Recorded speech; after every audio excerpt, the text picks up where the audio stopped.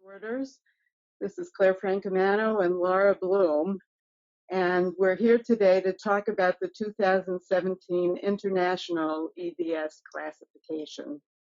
This is really a landmark day in the history of the Ehlers-Danlos syndromes. The American Journal of Medical Genetics is publishing 18 articles today that summarize the current state of knowledge about the Ehlers-Danlos syndromes and related disorders. And it's really a great pleasure and a privilege today to be able to represent the International Consortium to discuss the information that's been presented in these 18 articles in the American Journal. Just testing that everybody can now see the screen. There we go. Welcome, everybody. Okay, so the classification of the Ehlers-Danlos syndromes has not really been addressed since 1997, when the Villefranche nosology was put forward.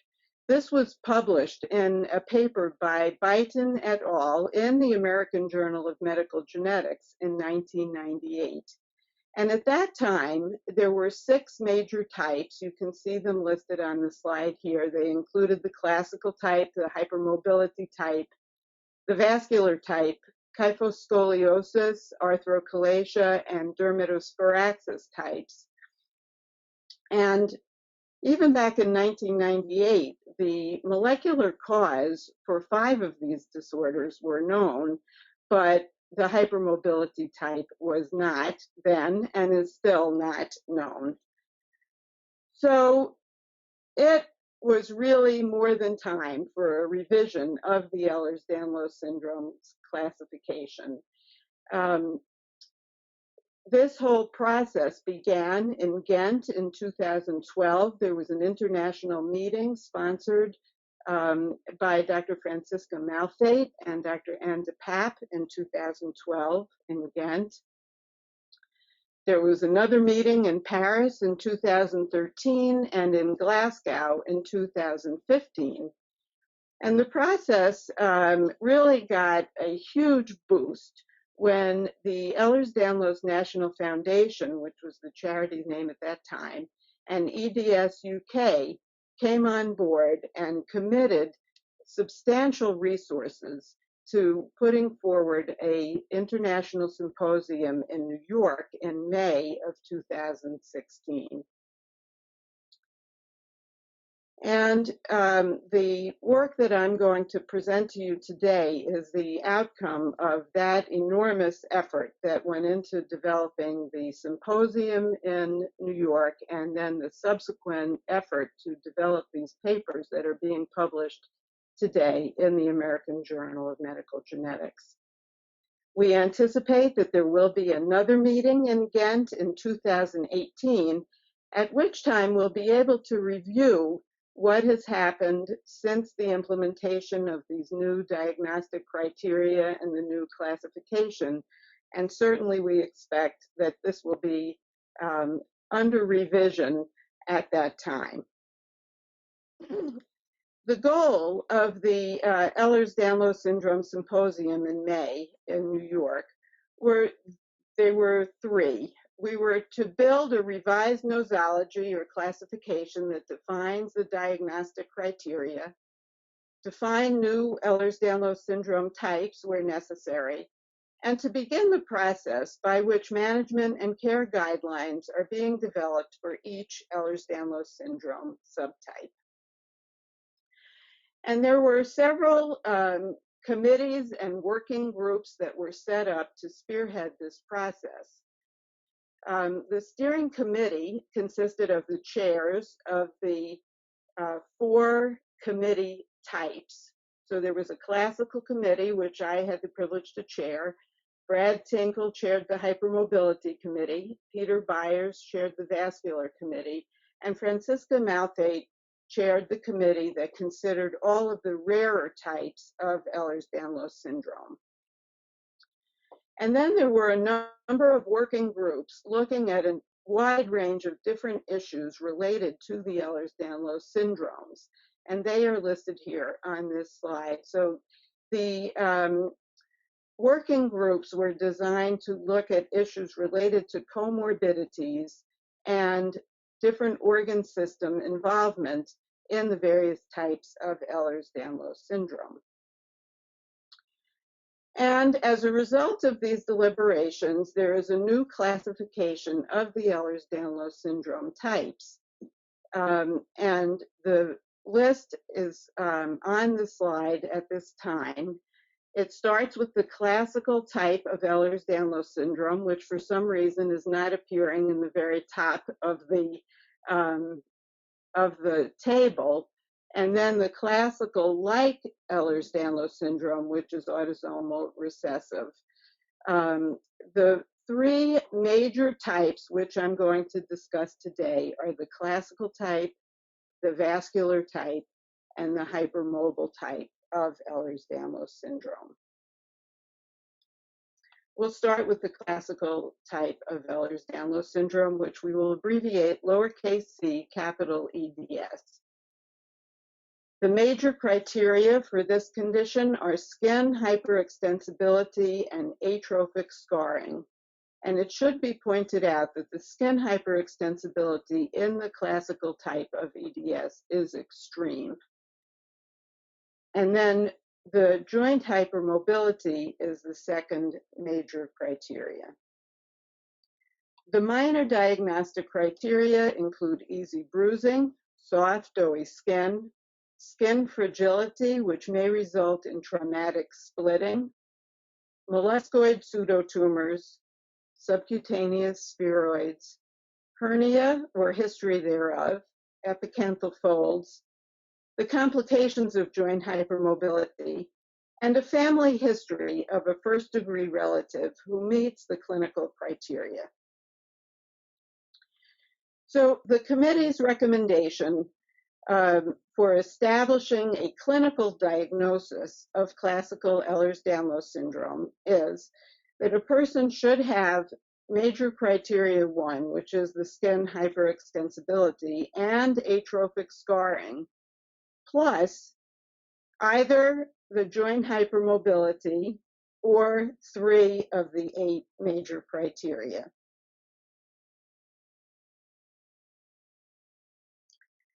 The committee felt strongly that confirmatory analysis is recommended for any patient meeting the recommended clinical criteria. So molecular analysis of the COL5A1 and COL5A2 genes identifies a causal mutation in more than 90% of the patients, and this should be used as the standard confirmatory test. In some situations, genetic testing may not be available, and in that situation, electron microscopy findings of collagen flowers on skin biopsy can support the clinical diagnosis. The absence of these confirmatory findings does not exclude the diagnosis, but alternative diagnoses should be considered in the absence of type 5 collagen gene mutation or electron microscopy findings.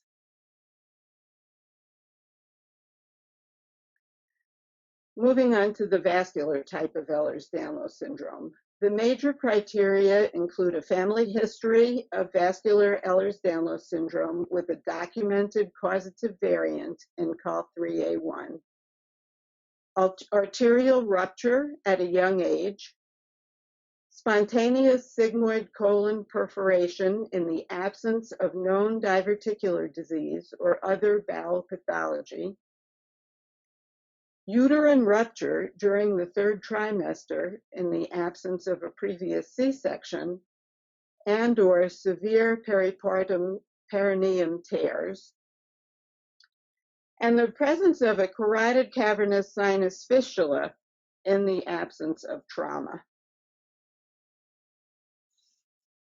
There are numerous minor criteria. I'll just read through them briefly. These include bruising unrelated to identified trauma, thin, translucent skin with increased venous visibility, characteristic facial appearance, spontaneous pneumothorax, acrogyria, or the appearance of an aged appearance at an unusually young age, talipes equinovarus, or club feet, congenital hip dislocation, hypermobility of the small joints, ruptures of the tendon or muscle, keratoconus, gingival recession and gingival fragility, and early onset varicose veins. The Committee for Vascular Ehlers-Danlos Syndrome suggested the following minimal criteria: the family history of the disorder, the arterial rupture or dissection in individuals under 40 years of age, unexplained sigmoid colon rupture, and spontaneous pneumothorax. And it was felt that in the presence of other features consistent with vascular EDS, all of these or any of them should lead to diagnostic studies to determine if the individual has vascular Ehlers-Danlos syndrome.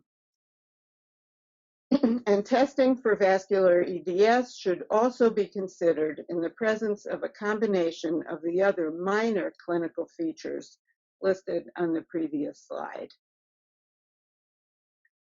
The diagnosis of vascular EDS rests on the identification of a causative variant in one allele or one copy of the COL3A1 gene.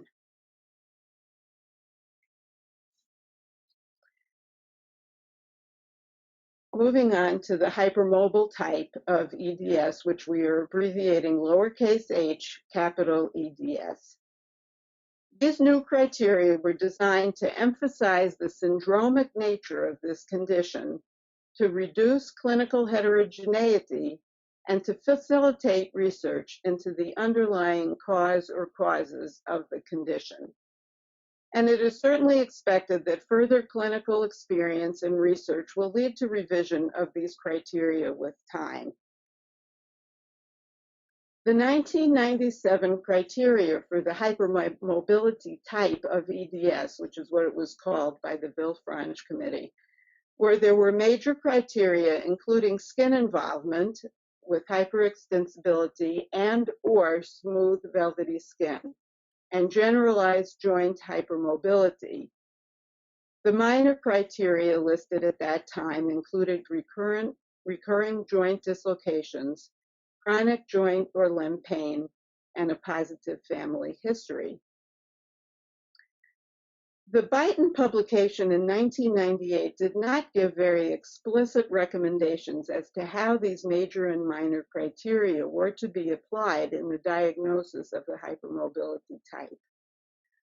The presence of one or both of the major criteria were considered to be necessary for a clinical diagnosis, but when you look at it, that meant that a person with skin involvement only, which could just be smooth, velvety skin or hyperextensible skin, could be diagnosed with the hypermobility type of Ehlers-Danlos syndrome. So it was strongly felt that a new set of criteria were necessary to homogenize the clinical diagnosis for this condition.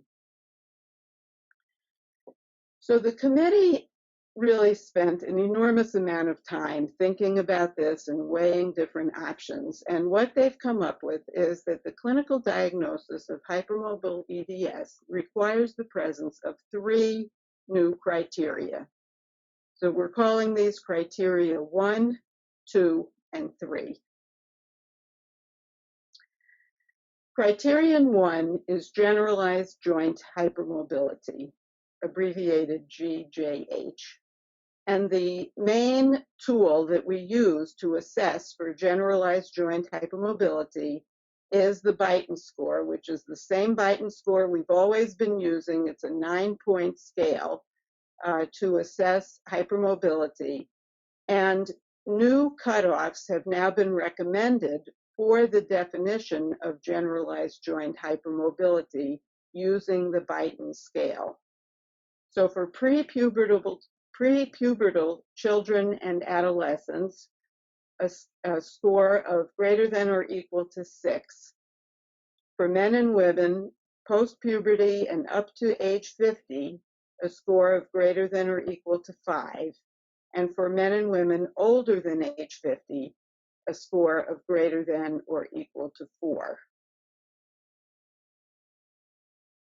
The committee also felt that if the Beighton score is 1 point below the cutoff, and the 5-point questionnaire regarding joint hypermobility, which I'll describe to you in a minute, if that is positive with at least 2 positive items, a diagnosis of generalized joint hypermobility may be made.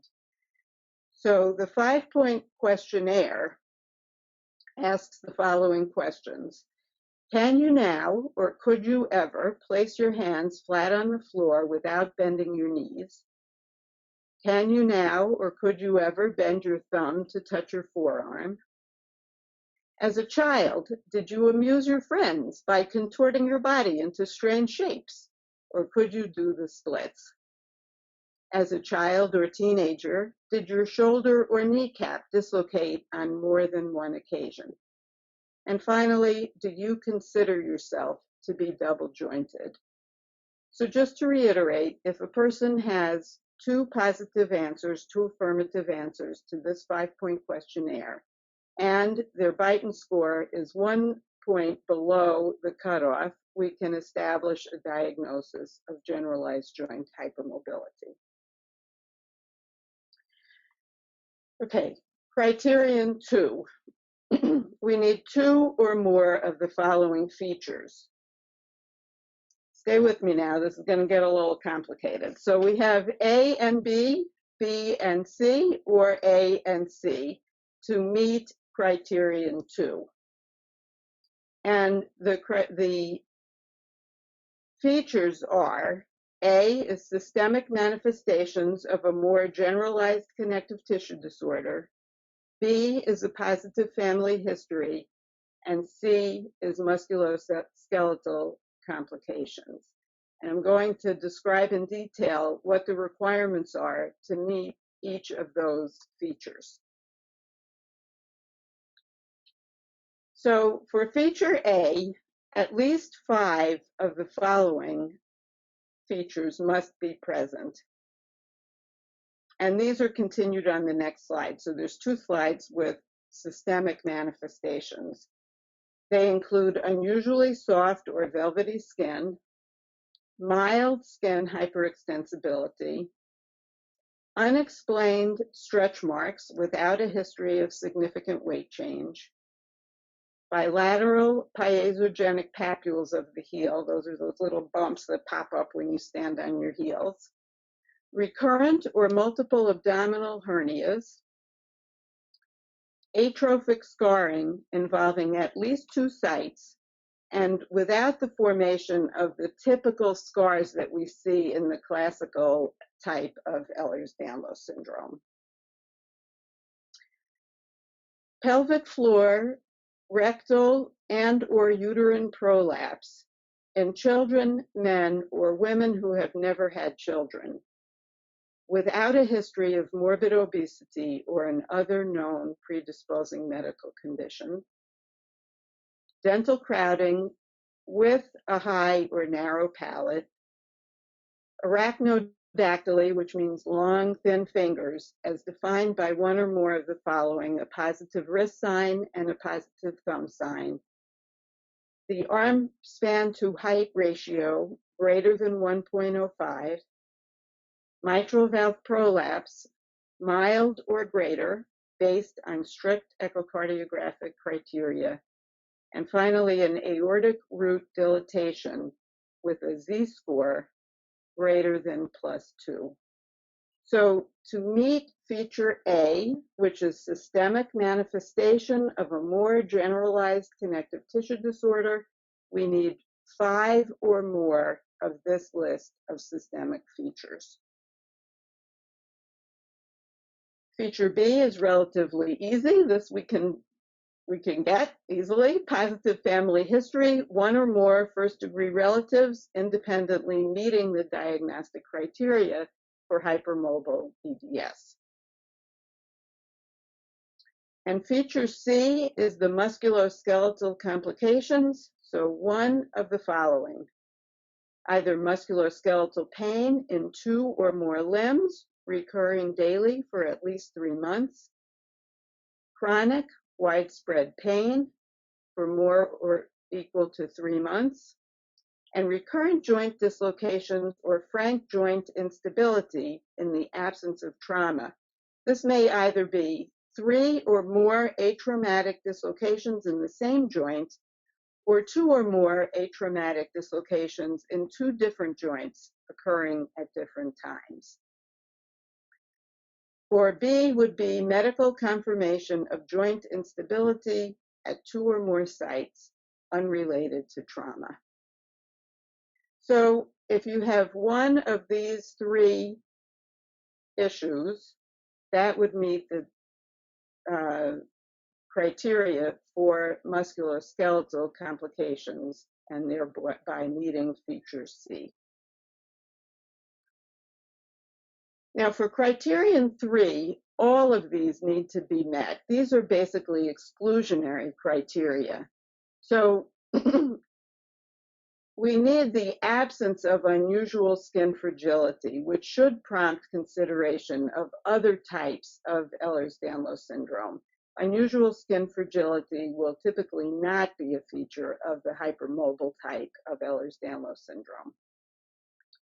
Next, it's very important that we exclude other heritable and acquired connective tissue disorders, including autoimmune rheumatologic conditions. Now, we know that people who have the hypermobile type of Ehlers-Danlos syndrome may also have some of the autoimmune rheumatologic conditions, but in patients with an acquired or autoimmune connective tissue disorder, the additional diagnosis of hypermobile EDS requires meeting both features A and B of criterion 2. We can't use the chronic pain feature because that may be related to the autoimmune or acquired connective tissue disorder. So to establish the diagnosis of hypermobile Ehlers-Danlos syndrome in the presence of an acquired or autoimmune connective tissue disorder, we need both features A and B for criterion 2.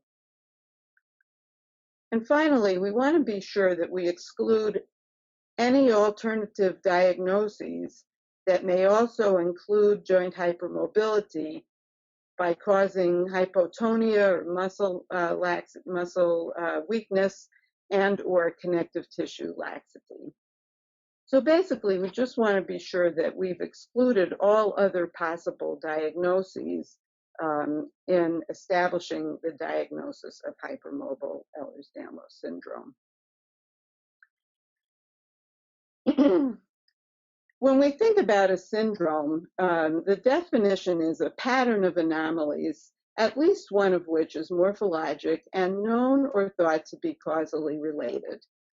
And the presence of joint hypermobility in combination with secondary musculoskeletal anomalies alone does not really suffice for delineation of a genetic syndrome.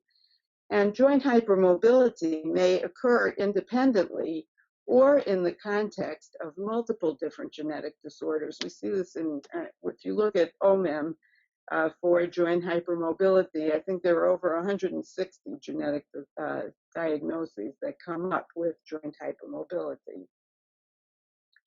So it's really very important for us to establish a classification for joint hypermobility. And Dr. Castori and his colleagues and Dr. Tinkle and his colleagues have labored very, very hard to think about a way in which we can have a framework for thinking about joint hypermobility and the hypermobile type of Ehlers-Danlos syndrome. So Dr. Castori and his colleagues have laid out this idea of thinking about joint hypermobility along a spectrum. And when we think about it, we can think about people who have asymptomatic joint hypermobility. There are people who have very lax joints, but they don't bother them at all. They go about their business. They may be able to do some tricks. They may never even come to attention. And that joint hypermobility may be localized just in one or a few joints. It may be generalized, meeting the Beighton criteria for joint hypermobility, generalized joint hypermobility, or it may be limited to the peripheral joints, which are the joints in the small joints of the fingers and the toes in the hands and feet. So that's one classification of people with joint hypermobility who do not suffer from any symptoms related to that joint hypermobility. Then there are people with well-defined syndromes with joint hypermobility. And this will include the various types of Ehlers-Danlos syndrome, and it will also include many other genetic disorders which need to be considered when a person presents to the physician or diagnosing physician for evaluation of joint hypermobility. And finally, there are going to be many individuals who have symptomatic joint hypermobility, but who do not meet the diagnostic criteria for a specific syndrome. And to include those people in our diagnostic classification, we have now put forward the idea of the hypermobility spectrum disorders. And this table summarizes the spectrum of joint hypermobility and the relationship to the Beighton score and musculoskeletal involvement. So we may have asymptomatic generalized joint hypermobility in which the Beighton score will be positive for the person's age, but the musculoskeletal involvement will be absent.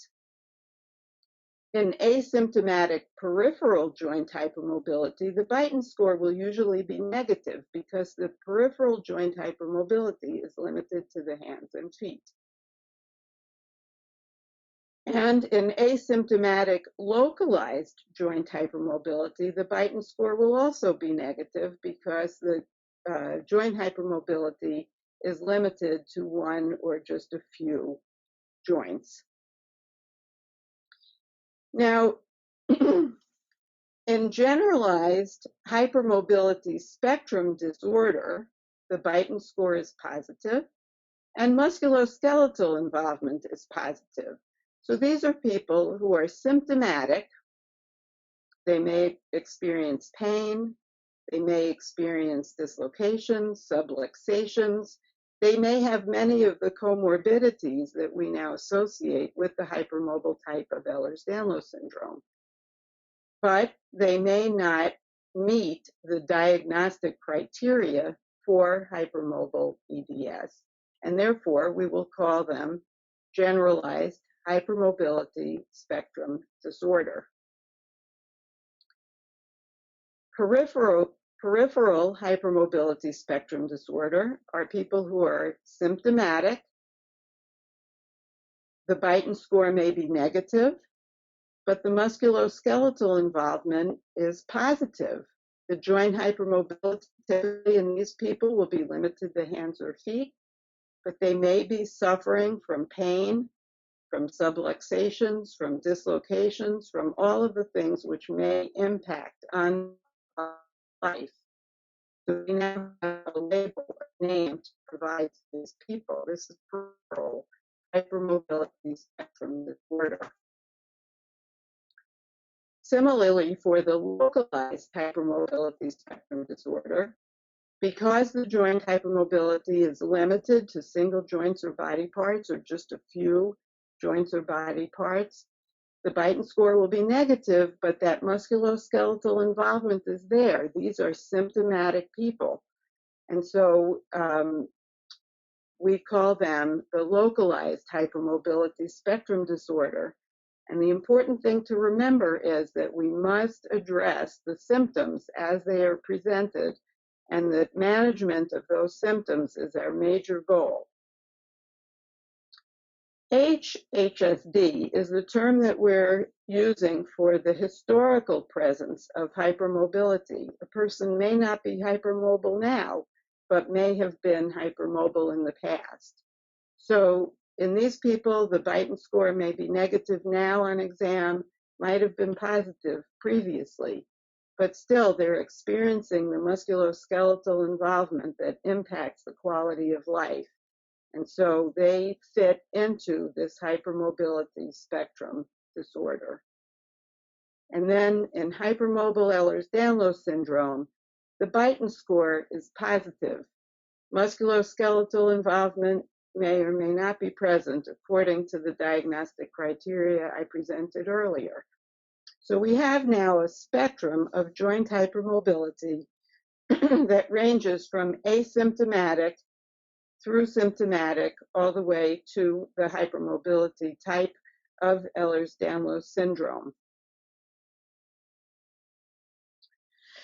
Now, two questions that have come up a lot since these diagnostic criteria have been known and discussed is why were comorbidities not included in the hypermobility EDS diagnostic criteria? This is one question that's come up quite a bit. And I would say that we really don't know enough yet about the relationship and causation between the various comorbidities and hypermobile Ehlers-Danlos syndrome or any of the other types. So we really hope that further research will enable us to establish these causative relationships between the comorbidities and the many different types of Ehlers-Danlos syndrome. And another thing people have been very concerned about is that they say, I don't know if I meet all those diagnostic criteria. Will my diagnosis be changed? And I would say to that, unless you have a reason to seek a change in diagnosis, there's no reason to do that at this time.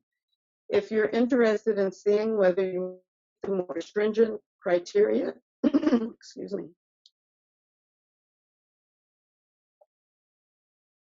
for hypermobile EDS, you may certainly speak with the physician who made your diagnosis to see whether you meet the new criteria. To me, the most important thing to remember is that treatment and management are paramount. Whatever symptoms you're experiencing should be addressed regardless of your diagnosis. So thank you all for your attention. I'm going to turn the webinar over to Laura Bloom, who's going to be discussing the role of the Ehlers-Danlos Society moving forward. Thank you. Thank you so much to Claire for going through the new classification with us. And I'm now going to talk to you about what we will do as your charity going forward. So I'd like us to remember why all this work has been done. Apart from the incredible individuals and hubs of expertise dotted around the world, EDS has been one of the most neglected disorders in modern medicine. As patients, we're not listened to, respected, validated, managed, diagnosed effectively, or given a good chance to live an improved quality of life. We were trying to fix something that was broken, and with these new official criteria that now replace the Villefranche criteria, we can do that. So what will the society do to spread this new classification? We plan to start on updating the ICD-10 codes that insurance companies use. Currently, there is only one for all the types of EDS, so it needed to be updated anyway to reflect the different types. And now we need to introduce the HSDs. Until then, we should having an HSD diagnosis will mean that you won't get covered by your insurance. Clinicians are able to use symptom-specific codes to get you treated, and many of them use this currently anyway, so we do not foresee that these changes will make it harder to get anything covered. Quite the opposite. These changes will now enable us to put these right. We also now plan to work with the WHO, which is the World Health Organization, to get these guidelines internationally accepted. By forming our international consortium and having collaborative research and agreement, we are now much closer to this being a reality. The Society are also proud to announce that we're now an associate member of Rare Diseases International, and I plan to go to their next conference in Barcelona in June, and we hope that this relationship will help us further in spreading awareness. Now that we have a newly revised nosology, we can also continue our efforts to get NICE guidelines. For those outside of the UK, this is the National Institute for Health and Care Excellence guidelines in the UK, and these are used when anybody is following a diagnostic pathway. And these are essential to improve the NHS treatment for those suffering in the UK, and it really is high on our list of priorities. And I am pleased to say that there is progress being made. And when I have more information that I can share, we will do with all of you. The Society and consortium members will also continue to attend conferences to educate and talk about the new criteria. Dr. Alan Hakim, a member of our Medical and Scientific Board and the consortium, has organised a session at the upcoming British Society of Rheumatologists conference to discuss the work, and I am excited for the opportunity to help present this to that audience. And the Society will also continue to talk at events with other umbrella organisations such as Dysautonomia International, Eurodis, Rare Diseases International and Rare Diseases UK, and so on. We also aim to expand our opportunities to encourage student exchange amongst the clinics and specialists that we have on the consortium, so that we can educate the medical professionals of the future. Question that's come up a lot is, will the Society now support those with HSDs? The answer is absolutely. We will support all those with the Ehlers-Danlos syndromes and related disorders such as HSD, mast cell, POTS, and so on. This publication will not change that. You will all still be in our focus when we are planning research, events, and conferences. So how can you help? Firstly, it starts with us. You need to be the change that you want to see in the world. You need to use the correct terminology.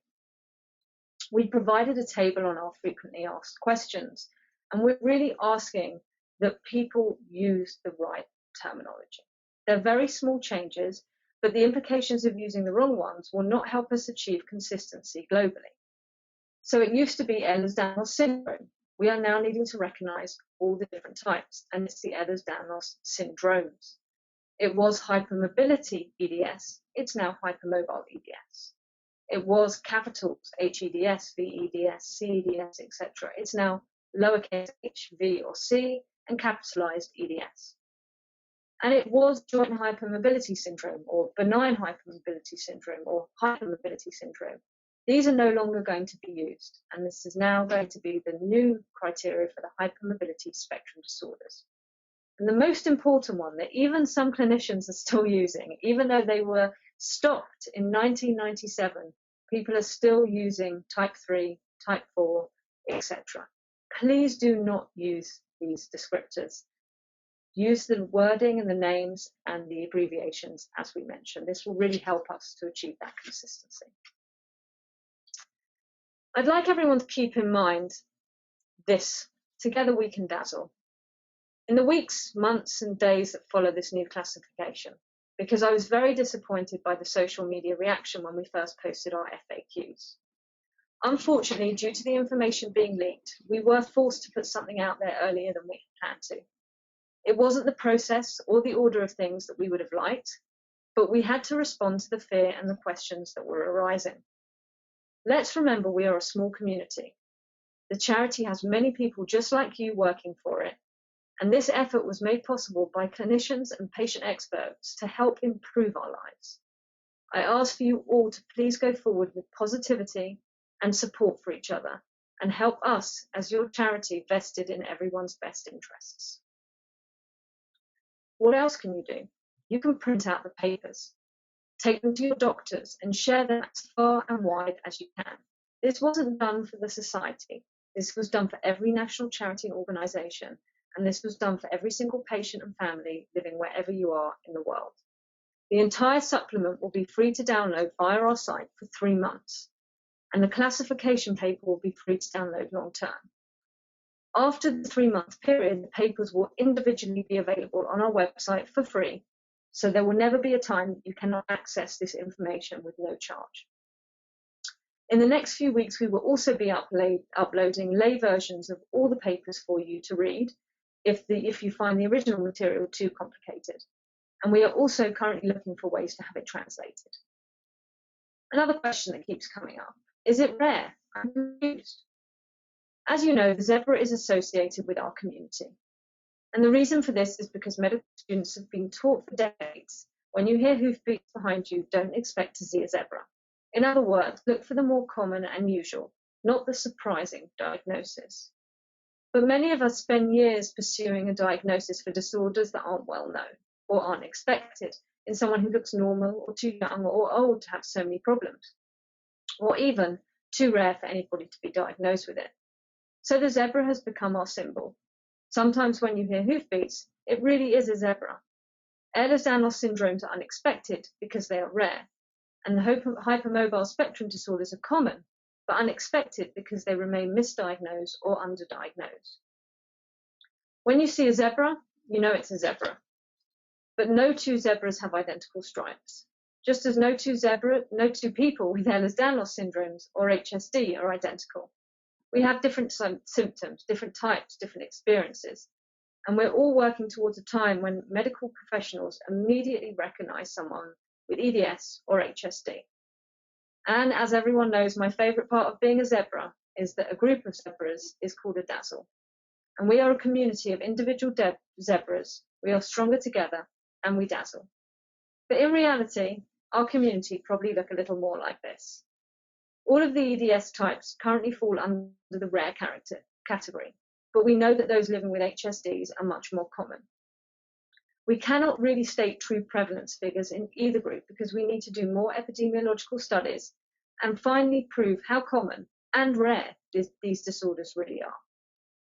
Another question that's come up is, will you be changing the name of the charity? The answer is no.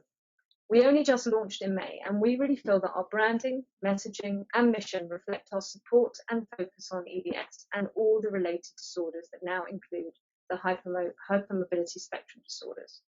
We have updated our website with this in mind. Some of the changes will be on there today, and some of them will take the next few weeks to come through, so please be patient with us. We hope that we have addressed some of your concerns.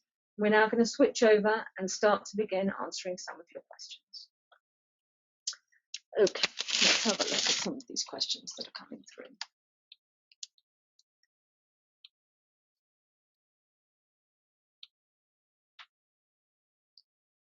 Okay. Is this publication official? Does it replace the old publications like that of Villefranche or Berlin? And is this what the doctors will be using to diagnose the EDS form? So I think the answer to that is yes. This is official. This is internationally agreed upon. And this will be replacing Villefranche, the Brighton criteria that was released, and Berlin. So yes, this is official. Another question that's come in from Chloe. In selective countries and states around the world, EDS is considered a bleeding disorder. Is it known most bleeding disorders patients have EDS or a family history of EDS? I'll pass that over to Claire. So there is a subset of patients with Ehlers-Danlos syndrome, one of the types of Ehlers-Danlos syndrome, who have bleeding disorders.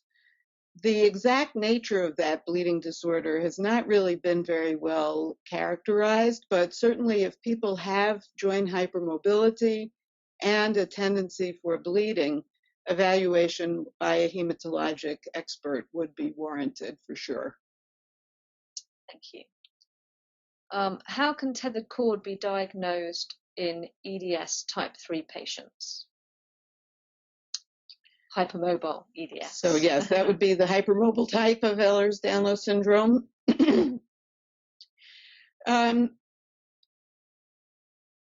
There are a number of questions that we use to ascertain whether a person is likely to have a tethered cord.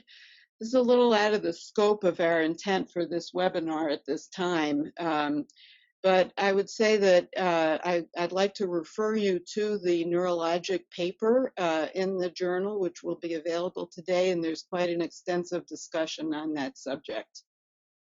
Thank you. And this is from Cheryl. What is the recommendation for hypermobile EDS in terms of how often they should see cardiologists if there are no known heart issues? Are there any now agreed standards of what they should do in terms of regularly seeking out care? So in terms of the cardiology, if a person has had an echocardiogram as an adult and that echocardiogram has been normal, there have been several publications now suggesting that follow-up can be pushed forward to every 5 years. In fact, one publication suggests that no further echocardiogram evaluation is necessary. So I would make that decision in conjunction with your cardiologist. But certainly the annual echocardiograms that we used to do, we have a pretty good sense that those are no longer necessary. Thank you. Will the new classification, this is from Evie, will the new classification help find the hypermobile gene? I think there's a good chance that it will, because if we take a group of people who meet these much more stringent diagnostic criteria for hypermobile Ehlers-Danlos syndrome, we'll have a much more homogeneous group of people with which to look for the gene.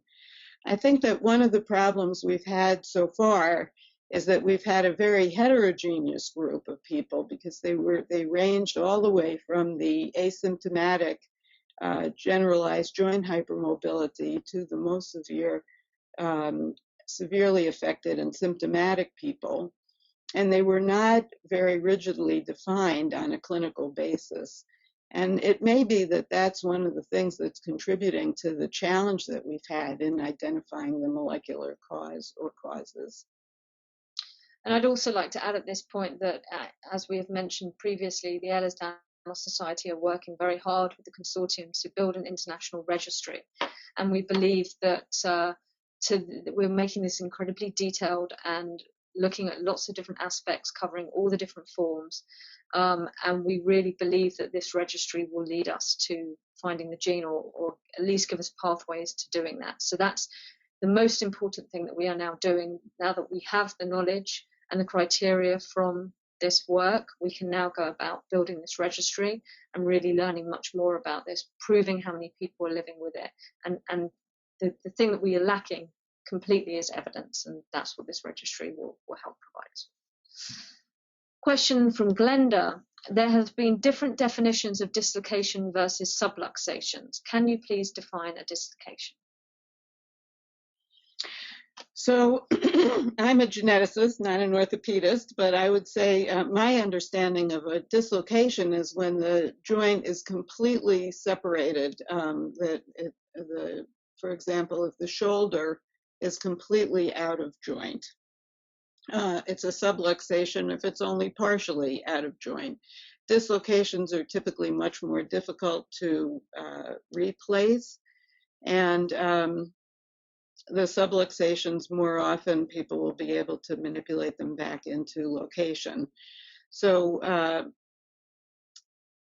there may be a more precise definition from my orthopedic colleagues, and I'll look forward to getting that to you if we hear from them about that.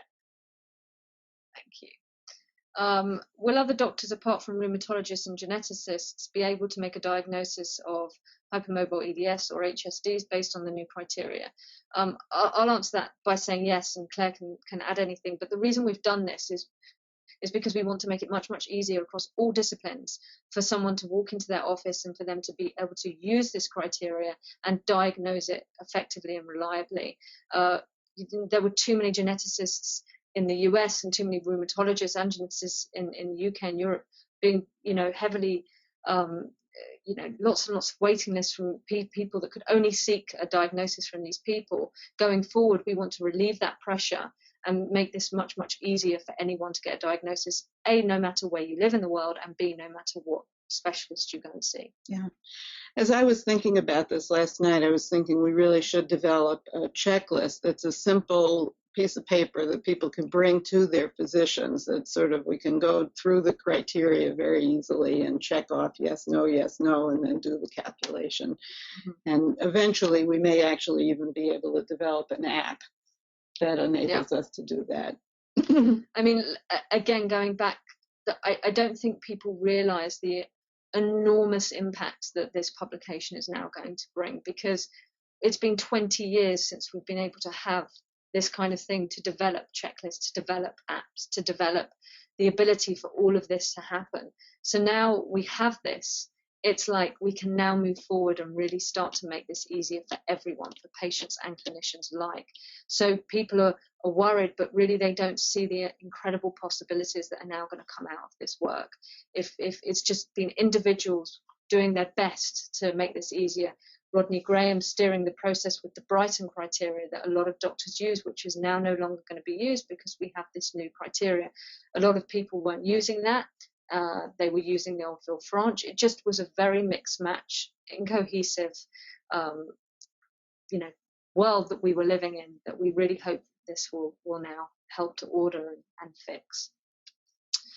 So I think we addressed this in the slides, but for anyone who's joining us that wasn't there again and would like to reiterate it again, Letty and a few other people have asked, if I was diagnosed in the past with hypermobile EDS, does this new classification mean I lose the diagnosis? No. No one is saying you need to be re-diagnosed. You do not need to lose anything. And also change your mindset to losing. Switch. It may be a switched diagnosis. If you do apply to research projects, or if you do go and visit your clinician to be reclassified, then potentially they will then say that you may have HSD rather than hypermobile EDS.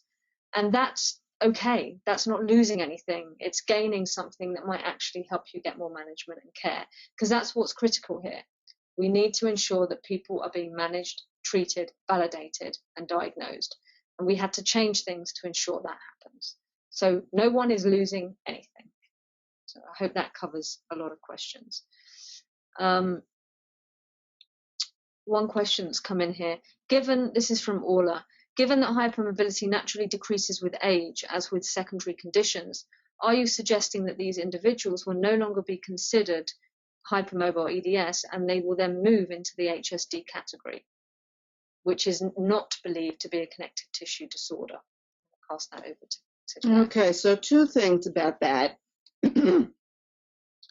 I think the decrease of hypermobility with age is considered in the definition of the Beighton score and the Beighton cutoff with different ages. So the committee recommended that a Beighton cutoff of 4 or more be applied to people over age 50.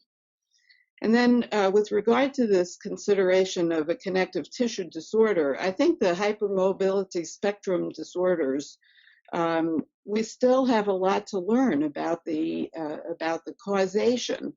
So there are going to be genetic studies looking at patients with those diagnoses. Some people will have hypermobility spectrum disorder because of other causes.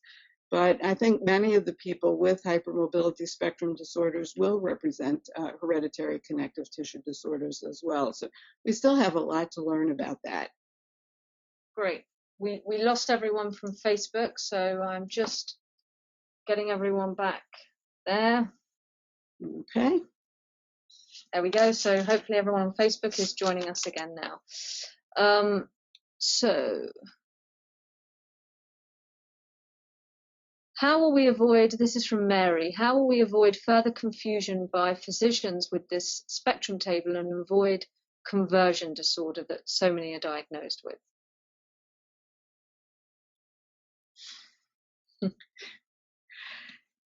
This is a challenge. I think it's important to recognize the comorbidities, the very many comorbidities that are associated both with the Ehlers-Danlos syndromes and with the hypermobility spectrum disorders.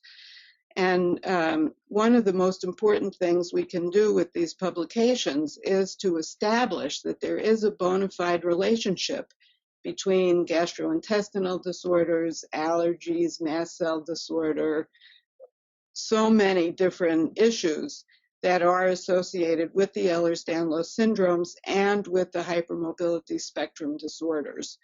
So the fact that a person has a diagnosis of hypermobile Ehlers-Danlos syndrome or hypermobility spectrum disorder does not change the association of these various comorbidities. And if physicians are willing to look and listen and learn, they will know that these things are genuinely real and people need to be taken very seriously and treated appropriately for them. Okay, thank you. So when adding in the historical diagnosis, does that mean that someone who is diagnosed with hypermobile EDS may now be downgraded to HSD as they age and become less hypermobile? So firstly, nothing is downgraded. It's a different diagnosis. It's not less than. That's very, very important for everybody to understand. It is not less than, it is equal, it is just different. I'll let Claire cover the changes with age. So I believe if somebody's diagnosed with the hypermobile type of Ehlers-Danlos syndrome and meets the diagnostic criteria for hypermobile EDS, say when they're 35 or 40, and then becomes less hypermobile as they age, personally, I would not change the diagnosis in their older years.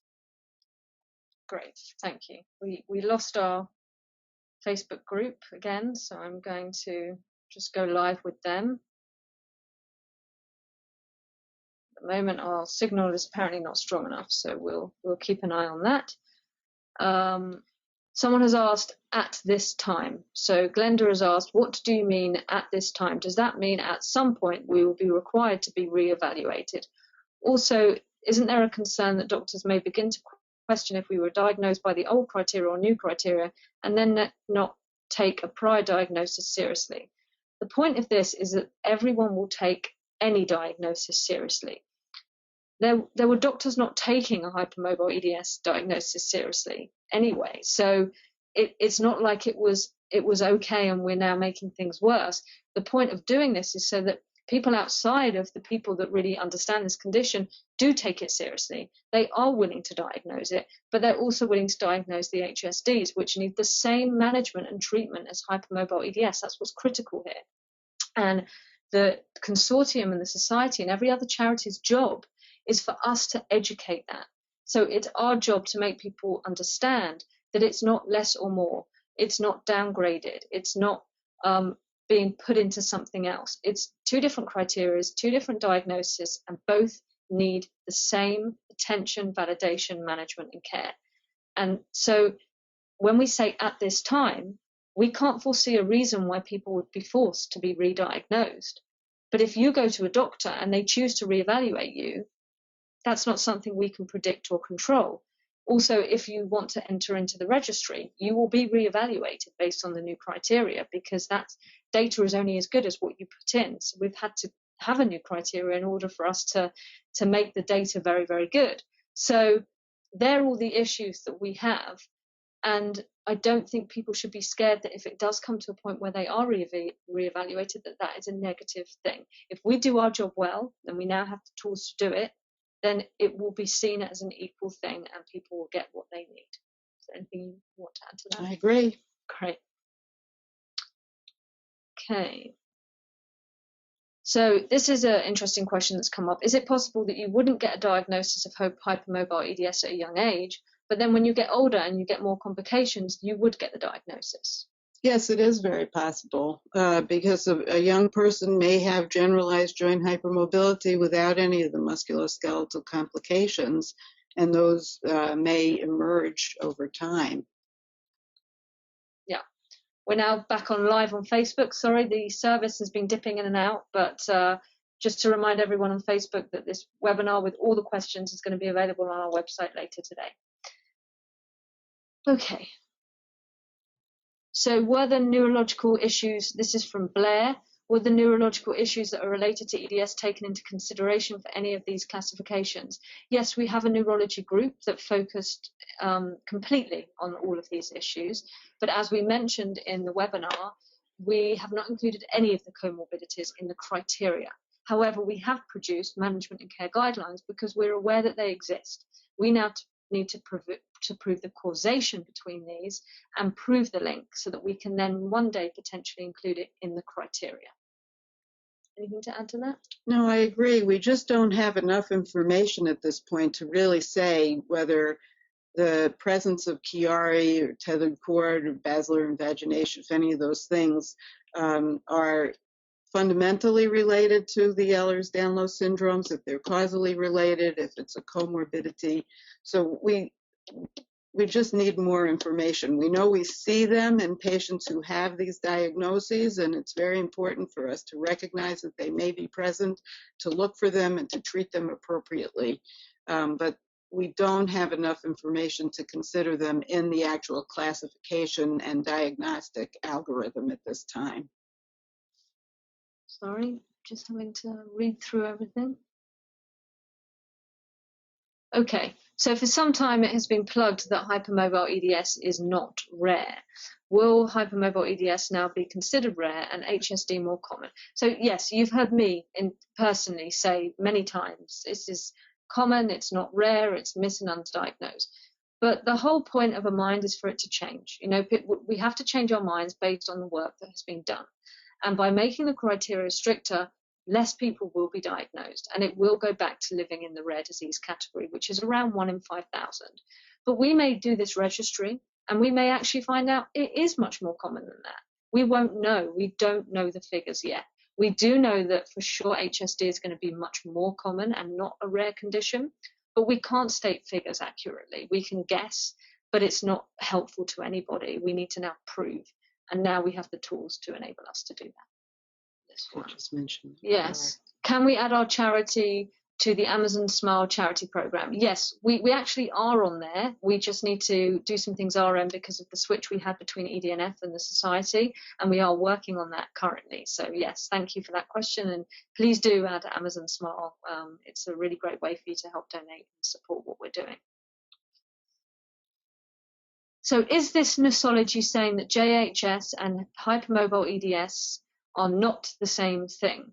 In past research, it has been said that they are the same thing. Yes, this is saying they are not the same thing.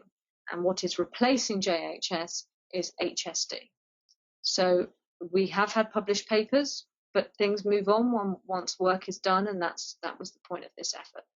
I think at the time when people were thinking that joint hypermobility syndrome and hypermobile EDS were one and the same, the diagnostic criteria for the hypermobile type of Ehlers-Danlos syndrome were not as well defined as they are going to be moving forward. And so under the understanding at that time, it certainly looked like hypermobile EDS and joint hypermobility syndrome were the same. But because of these new definitions, then we're able to separate them out. Question just come through on Facebook from Jen. What do she saw you as a teen and was diagnosed with hypermobility. She's now pregnant with a daughter. What do I need to be aware of whilst pregnant? Are there any changes there or advice to pregnant women? So I think I'd rather answer that question offline. Yeah, no problem. She can contact us directly, and I'd be happy to speak with her. No problem. Is there a question here from Linda? Is there an umbrella term used to refer to the various EDS forms and the HSDs? No, there isn't. This is very new. One may come out. Who knows? As time goes on, but currently there is not an umbrella term. I think our catchphrase Ehlers-Danlos syndromes and related disorders would be a good umbrella term. Yes, and that's as close to an umbrella term as we have for now. Is there a way to get printed materials to distribute to the info to local health organizations? Yes, as I said, all of these documents are free to download on our website, and we want you to spread them as far and wide as you possibly can.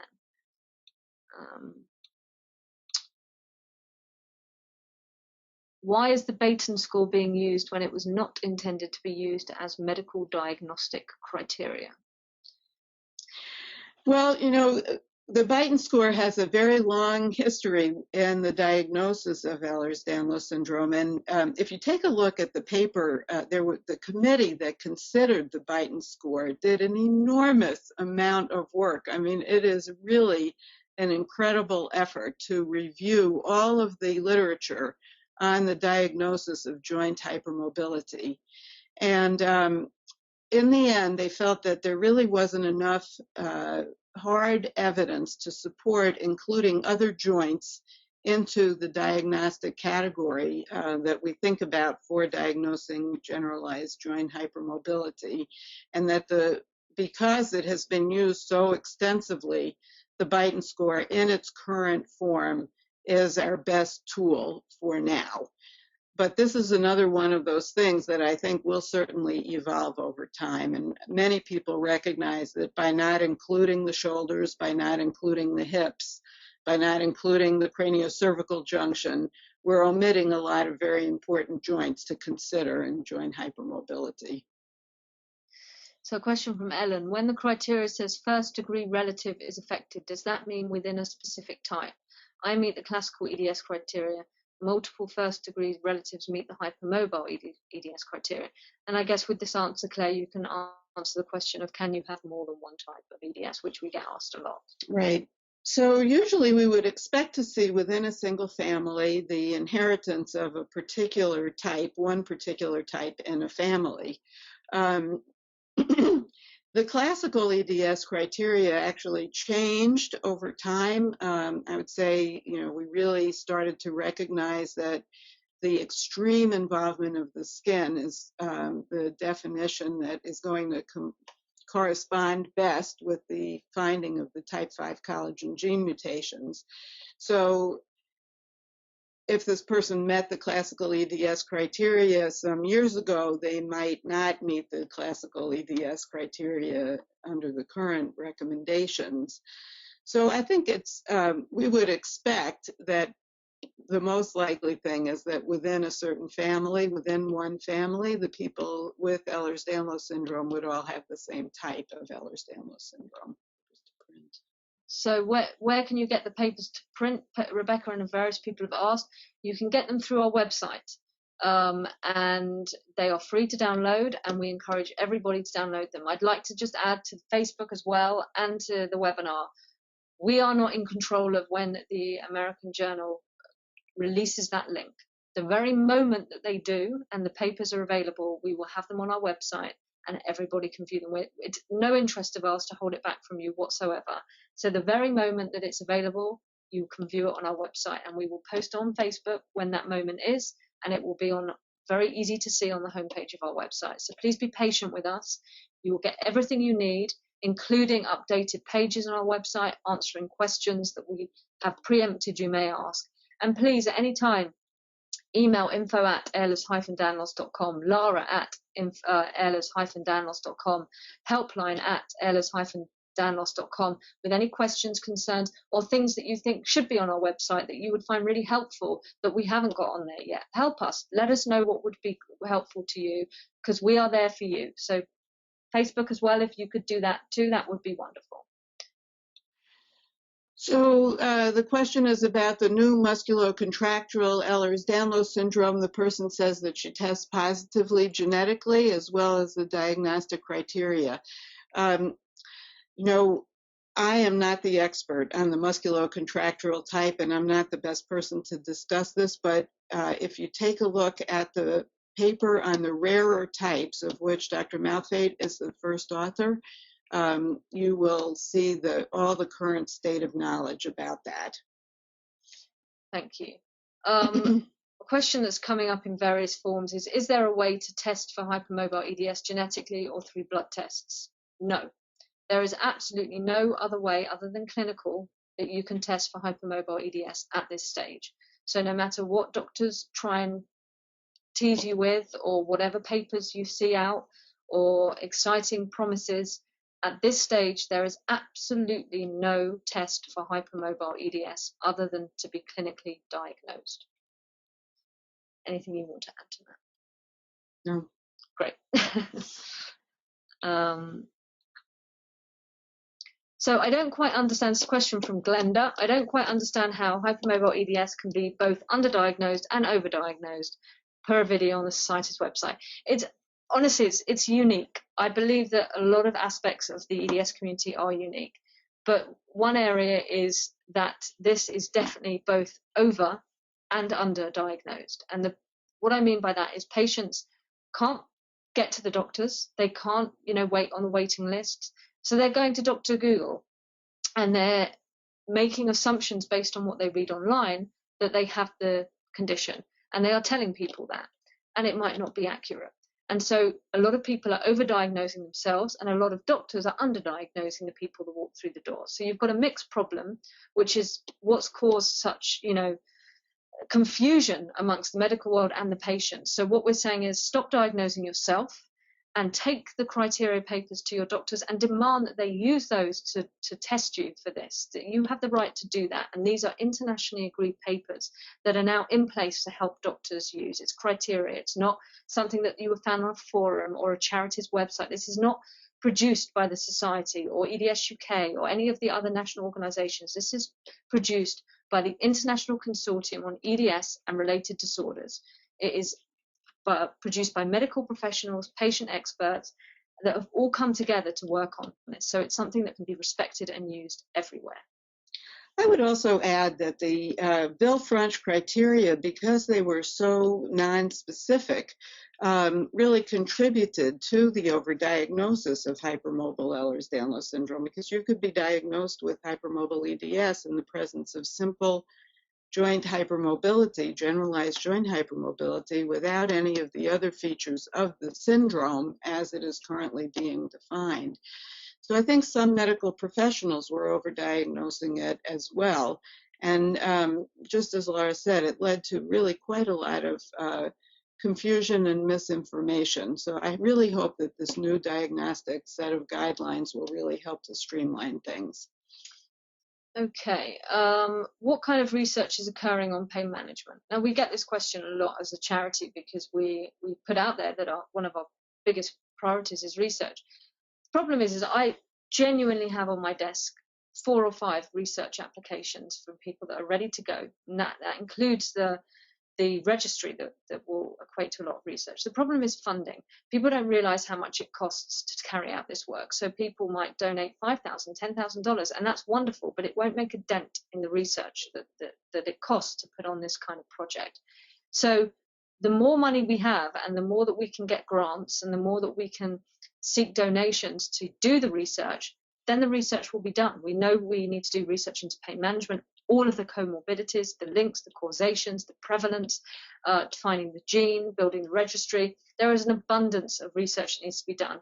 We have all of the professionals ready in place, the labs to do it. We do not have the money. So we need to break out of the EDS community where we know that there's not a lot of money and make people outside care about this condition and realize that they will probably know someone that is affected by this and really try and increase the donations that are coming into the society who have taken responsibility to try and make this research happen.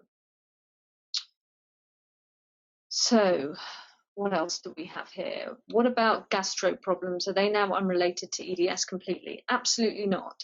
No comorbidities are unrelated to EDS. What we're saying is we can't prove the causation. In fact, Professor Aziz's team in the UK has probably gone the furthest to prove the relationship between GI and EDS, but we have yet to prove why. What is causing that link? And until we do, it can't be in the criteria. It is insane to me that people think we've ignored the comorbidities when we equip groups that were just, tasked with working out how to help people with these comorbidities to produce internationally agreed management and care guidelines. So even though it's not in the criteria, we're saying people with these symptoms, this is how you treat them. This is what we know. This is what we need to know. It's there for all of them: mast cell, neurology, GI, psychological, pain, physio, Debaton, the list goes on. And for the next round, we're adding a pediatric group and a skin group. It will ever be increasing. Please don't think that we are neglecting the comorbidities. Quite the opposite. We are giving them a lot of attention and time. Question for you, Claire. Can you please elaborate on the atrophic scarring criteria for hypermobile EDS? How do you determine it is not like true atrophic scarring? Well, I believe it is true atrophic scarring. They're widened scars. They used to be described as cigarette paper scars. So if you see a scar that's a thin line and it's healed well and the skin hasn't separated out, that's not an atrophic scar. Maybe we could put some pictures of what atrophic scarring looks like on the website for people to see. We can do that. Another question that's come in from Deirdre. If a member of one house has diagnosed hypermobile EDS and a child in the same house has hypermobility spectrum disorders, what is the opinion of what is going on in this house?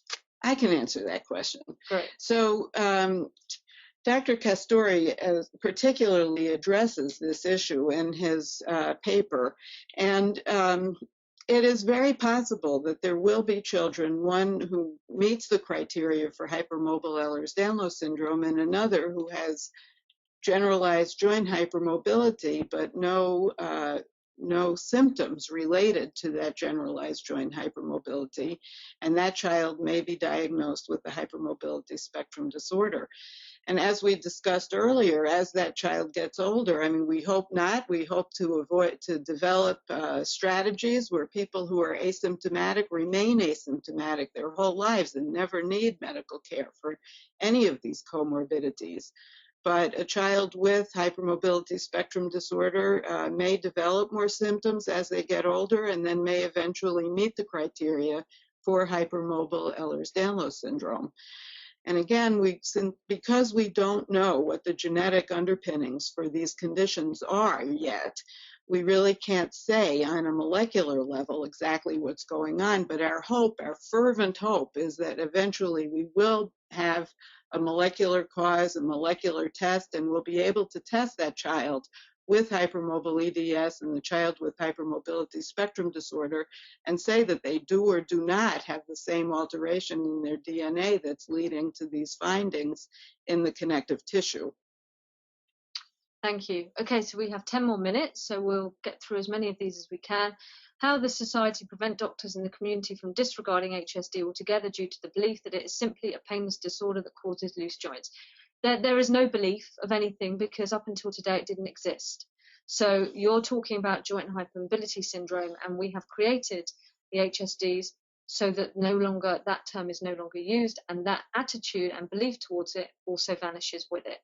The whole point of creating this paper and what Marco has written in it is HSDs can absolutely cause pain and all the comorbidities, and it is stated clearly in that. So if a doctor is diagnosing you with it, he needs to have read the paper, and in the paper it says that. So people can't make up their own belief of what something is. That's the whole point of having these internationally agreed papers, so that doctors can actually use them and rely on them.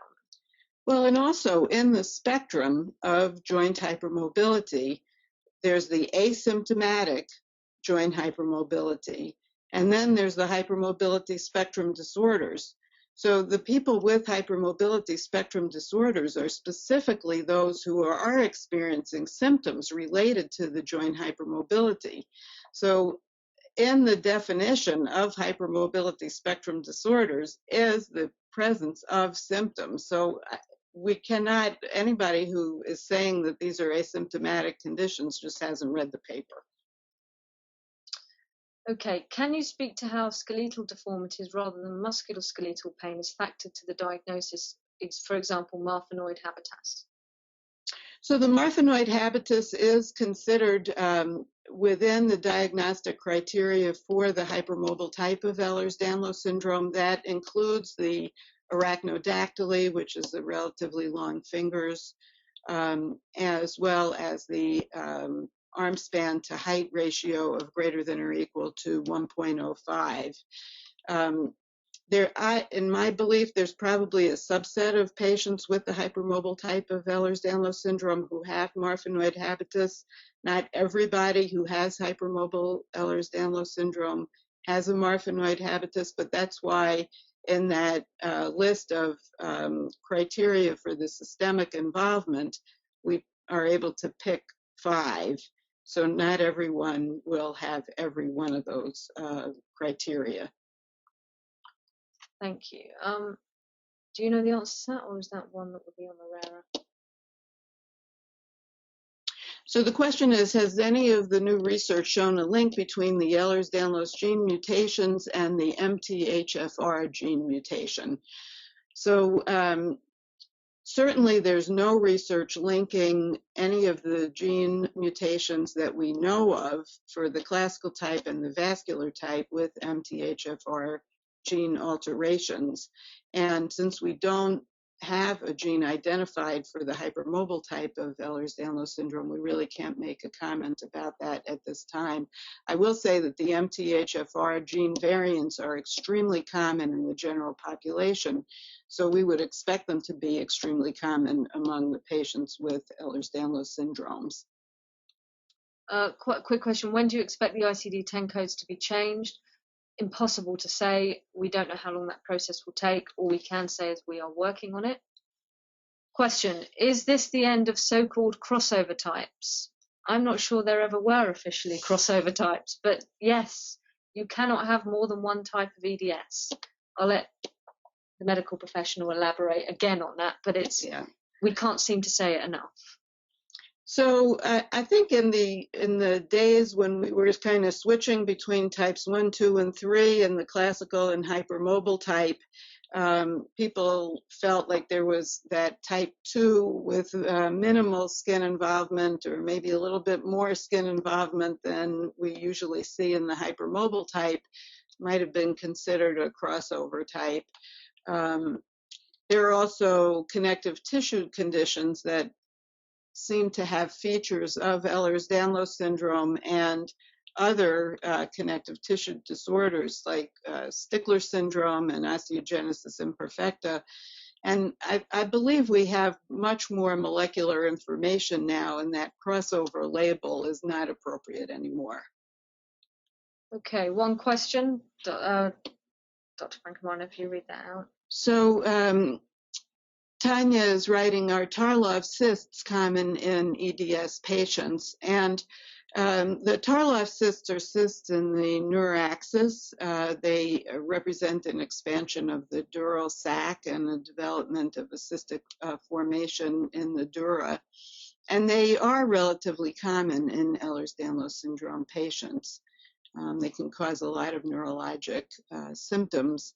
And that is one of the specific neurologic conditions that is discussed in the paper on neurology and neurosurgical complications. Somebody has asked about the, I think they mean Tenaxin-X variation. Mm-hmm. So you can elaborate a bit about that. So there's a gene called Tenaxin-X that has been identified as causing a very, very small percentage of patients who carried a diagnosis of hypermobile Ehlers-Danlos syndrome in the past. And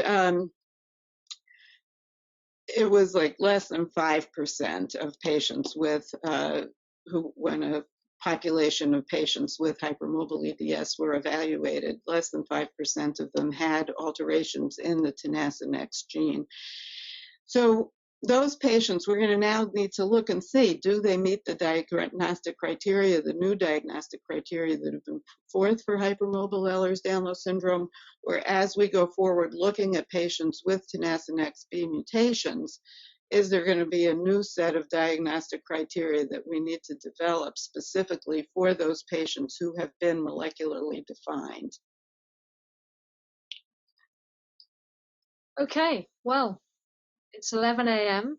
and I think we've reached the end. We kept cutting off on Facebook, so I'm sorry. So sorry. Sorry to everyone there, but I'd like to say to Facebook and to the webinar that this will be available on our website later today with all of the slides, all of the questions, and everything that we spoke through at the beginning. As soon as we have the link from the journal, it will be available to download on our website for free.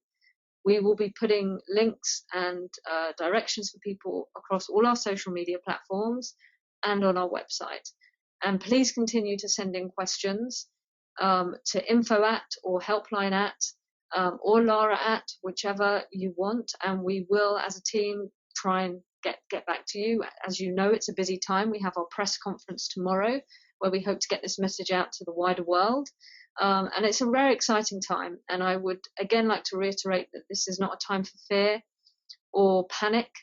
This is a time to be positive and to have faith that the best is being done to get everyone managed, treated and validated so that we can all have the quality of life that we deserve.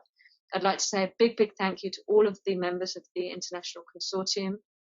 We would not have been able to do this without you giving up a lot of your free time, covering your expenses to fly around the world to do this and have meetings, cancel clinics and do all the things that you have done to enable this to happen.